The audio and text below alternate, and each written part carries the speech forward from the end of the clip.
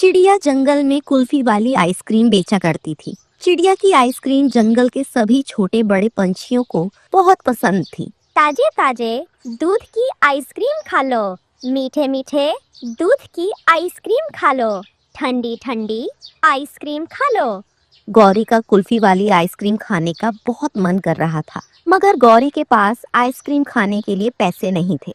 वो सीधा तोते के पास जाती है और तोते से बोलती है, तोते भैया, आज मेरा कुल्फी वाली आइसक्रीम खाने का बहुत दिल कर रहा है। प्लीज मुझे चिड़िया से एक कुल्फी वाली आइसक्रीम दिला दो। गौरी बहन, तुम्हारी भाभी अपने मायके गई हुई है और अलमारी की चाबी वो अपने साथ ही ले गई है।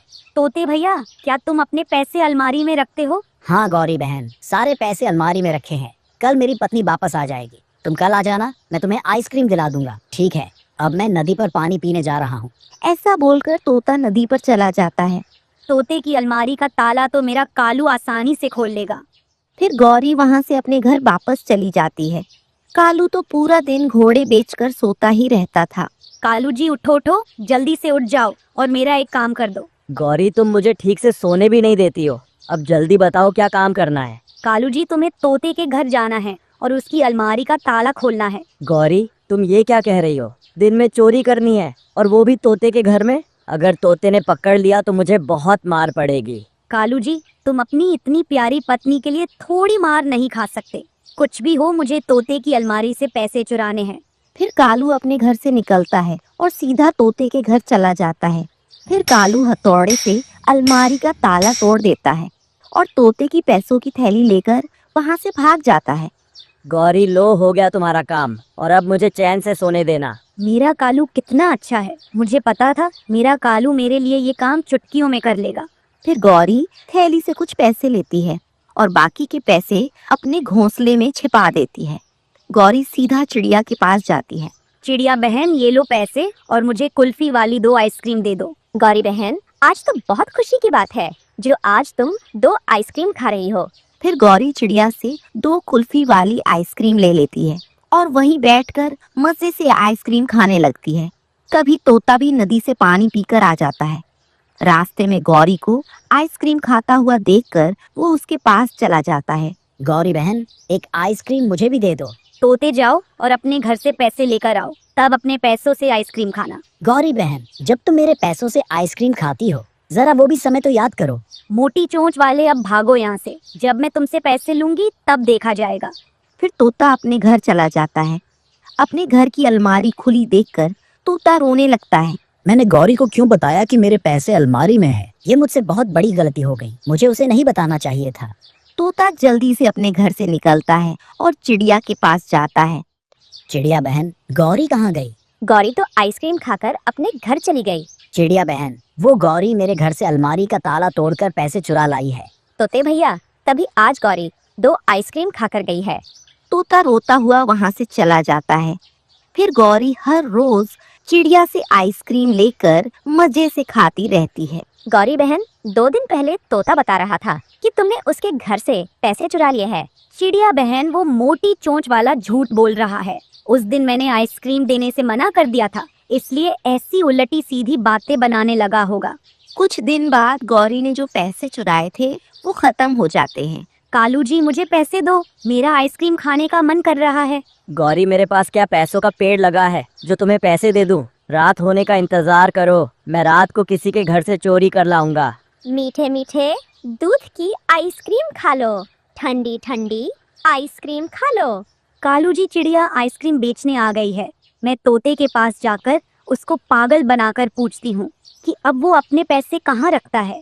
फिर गौरी तोते के पास जाती है। तोता तो गौरी से पहले ही गुस्सा था। वो गुस्से में नदी किनारे बैठा हुआ था।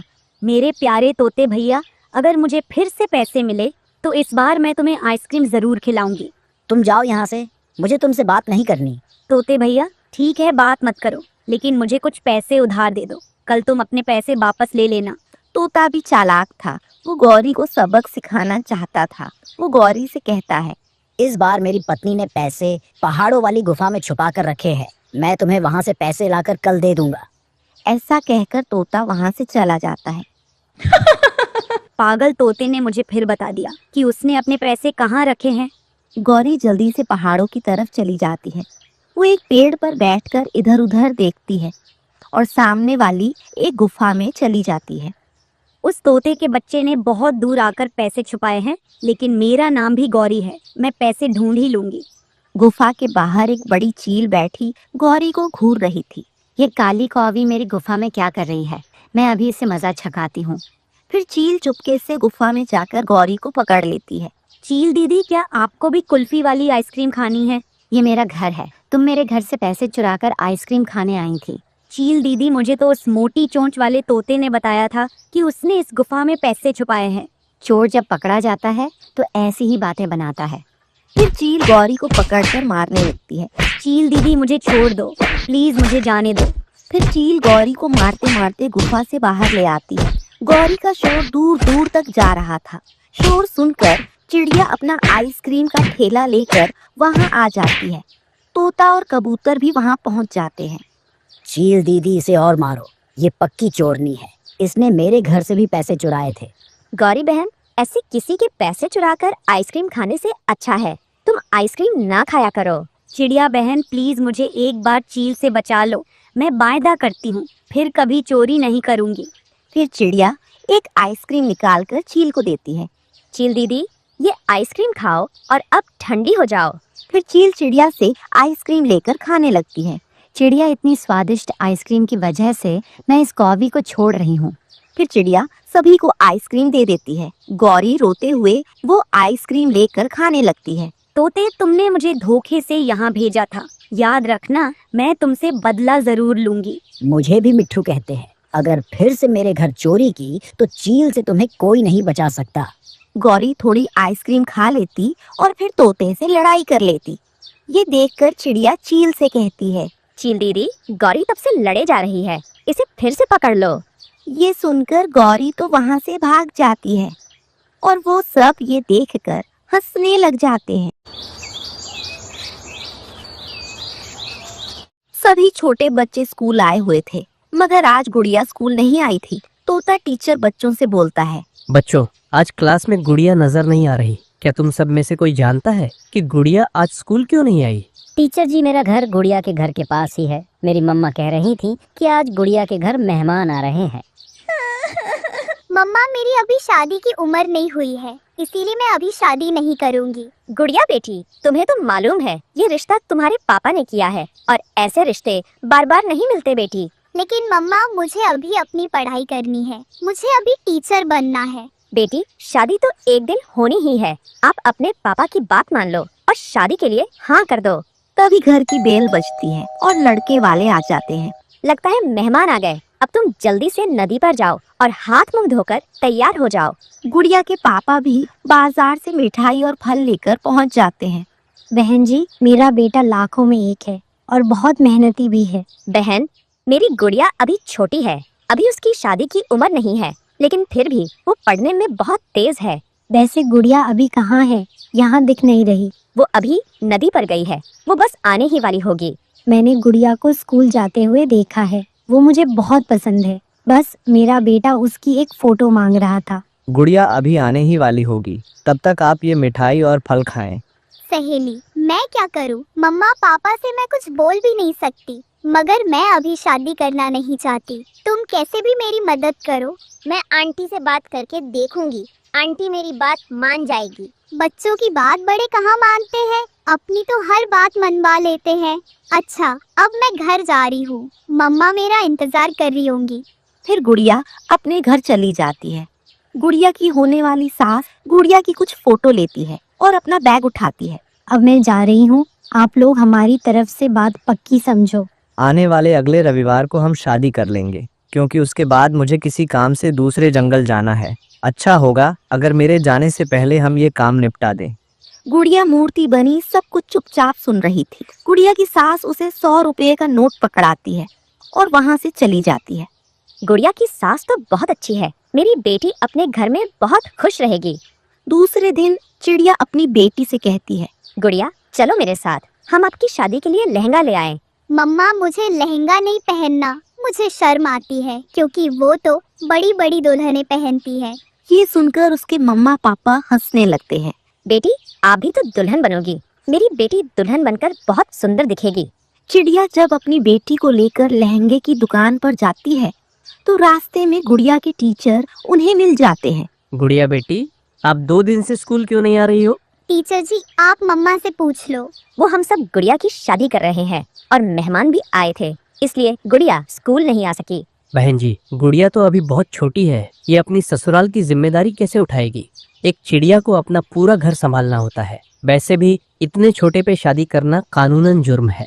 गुड़िया बेटी, चलो, हमें देर हो रही है।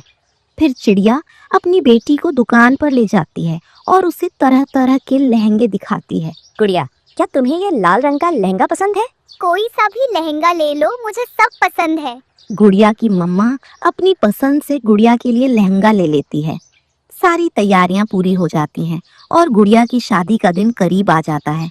गुड़िया के पापा, मैं आसपास के पंछियों को शादी का न्योता देने जा रही हूँ और आप शादी के खाने का बंदोबस्त कर लो। बारात में ज्यादा मेहमान नहीं आएंगे, कल उन्होंने मुझे बताया था और मैंने सारा बंदोबस्त भी कर लिया है। गौरी बहन, कल मेरी गुड़िया की शादी है, आप सब लोग सुबह होते ही मेरे घर आ जाना। मगर गुड़िया तो अभी बहुत छोटी है। चिड़िया, क्या तुम्हें नहीं पता, इतनी छोटी सी उम्र में शादी करना तो कानूनी अपराध है। मुझे पता है, ये रिश्ता गुड़िया के पापा ने किया है। लड़का बहुत अच्छा है और उसका परिवार भी बहुत अच्छा है और ऐसे रिश्ते फिर नहीं मिलते। फिर दिन गुजर जाता है और रात हो जाती है। सभी पड़ोसी पंछी आ जाते हैं, बारात भी आ जाती है और गुड़िया की शादी हो जाती है। गुड़िया लाल लहंगे में बहुत सुंदर लग रही थी।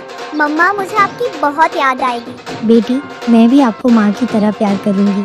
लड़के वाले गुड़िया को ब्याह कर ले जाते हैं और गुड़िया के ससुराल के दिन शुरू होते हैं। गुड़िया की उम्र तो अभी बहुत कम थी, उसने तो कभी खुद से पानी का ग्लास भी नहीं पिया था। ऐसे वो ससुराल में अपना घर कैसे चला पाती। बहू, आज घर में तुम्हारा पहला दिन है, इसलिए खाना तुम बनाओगी। लेकिन सासू माँ, मुझे तो कुछ भी बनाना नहीं आता। अगर बनाओगी तभी तो सीखोगी। रसोई में जाओ और मीठे चावल बनाओ। गुड़िया मीठे चावल बनाती है जो पूरी तरह जल जाते हैं और जब कपड़े प्रेस करती है तो वो भी जल जाते हैं। जब कपड़े धोने जाती है तो सारा सर्फ गिर जाता है। उसे तो कोई भी काम अच्छे से करना नहीं आता था। ऐसे सास का प्यार नफरत में बदल जाता है। मनहूस चिड़िया, तुझसे शादी करने से अच्छा था मैं अपने बेटे की किसी काली कलूटी चिड़िया से शादी कर देती।